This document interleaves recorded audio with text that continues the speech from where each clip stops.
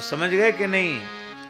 काल रूप परमात्मा की चोट से अपना मस्तक तुड़वाना हो तब तो अहंकार में जियो, और नहीं तो विनम्रता में जियो। नम्र होकर के रहो, सिर मत उठाओ। अहंकार किस चीज का शर्मा जी, किस चीज का अहंकार? सब कुछ भगवान का है, एक रोया भी अपना नहीं है। एक रोया भी अपना होता तो कह देते खबरदार पकना मत, झड़ना मत। एक रोए के मालिक हम नहीं हैं, फिर अहंकार किस चीज का कि ये मेरा, ये मेरा, ये मेरा? ये सब कुछ भगवान का है। भगवान का है तो अहंकार क्यों करें? हमारा है ही नहीं। बैंक में कैशियर रहता है, खजांची की कुर्सी पर बैठता है, क्या उसमें अहंकार होता है कि मैं करोड़पति, अरबपति, खरबपति हूं? नहीं होता अहंकार। वो जानता है कि मैं नौकर हूं, ये पैसा तो दूसरों का है, मेरा है नहीं। तो बैंक का कैशियर जैसे करोड़पति होने का अहंकार नहीं रखता, ऐसे ही सब कुछ भगवान का है। यह जो स्वीकार कर लेता है उसको किसी चीज का अहंकार नहीं, जाति का अहंकार नहीं, विद्या का अहंकार नहीं, धन का अहंकार नहीं। अहंकार किसी काम में नहीं आता, किसी काम में अहंकार नहीं आता। किस काम में आता है? आपके जीवन के सारे सद्गुण दुर्गुण बन जाएं, बस इसी काम में अहंकार आता है। बनी बनाई खीर में कोई 100 ग्राम मिट्टी का तेल डाल दे, केरोसिन डाल दे, तो खीर क्या हो, खीर का क्या होगा? खाने लायक नहीं रहेगी।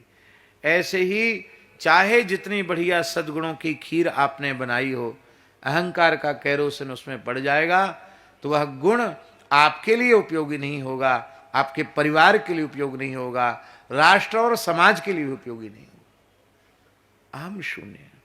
और ये प्रेरणा भगवान स्वयं देते हैं। भगवान विष्णु सहस्त्र नाम का पाठ करते हैं आप लोग? नहीं करते होंगे तो पढ़ा तो होगा ना आपने। उसमें भगवान के 3 नाम हैं, केवल उन 3 नामों पर हम ध्यानाकर्षित कर रहे हैं। अमानी, मानदो, मान्यः, ये 3 नाम। लोक स्वामी, त्रिलोक धृक, ये अमानी।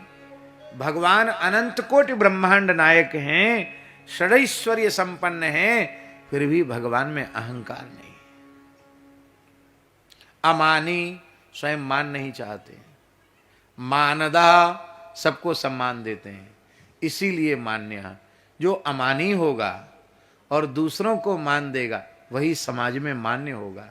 जो अमानी नहीं होगा, जो दूसरों को मान नहीं देगा, उसे स्वयं को भी मान नहीं मिलेगा। और अभिमान शून्य को ही अमानी कहते हैं। अभिमानी व्यक्ति का सत्कार सम्मान से कभी पेट भरता ही नहीं, हमेशा दर्द रहता है कि अरे हमारा तो बहुत अपमान हो गया, हमारा और अधिक सम्मान होना चाहिए था। सम्मान की भूख स्वामी जी जिसको होती है, उसको किसी ने गाली नहीं दी, धक्का नहीं लगाया, अपमान नहीं किया, फिर भी वो नाराज। अरे हम गए थे वहां, हमको बैठने को नहीं बोला।